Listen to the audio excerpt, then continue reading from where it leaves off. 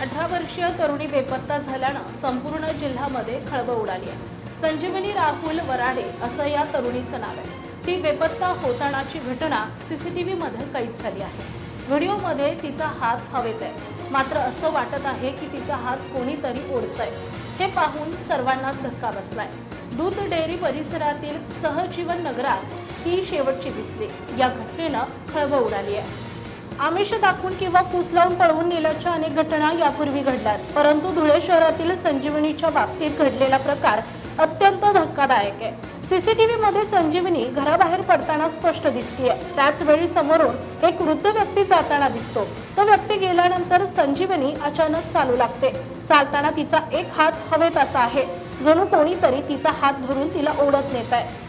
भर दिवसा घडलेल्या या घटनेत ती मुलगी गुंगीत किंवा झोपेत असल्यासारखी भासते। संजीवनीचे कुटुंबीय आणि नातेवाईक आणि पोलीस सर्वत्र तिचा शोध घेत आहेत। या घटनेनं परिसरात भीतीचं वातावरण आहे। काही प्रत्यक्षदर्शी आणि व्हिडिओ पाहणाऱ्यांच्या मते हे संमोहनाद्वारे केलेलं अपहरण असू शकतं।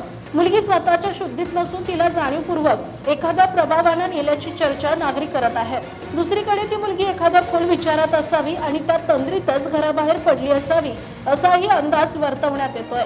संजीवनी हिच्याबाबत कोणालाही काही माहिती मिळाल्यास तातडीने कुटुंबाशी संपर्क साधावा असं आवाहन करण्यात आलंय।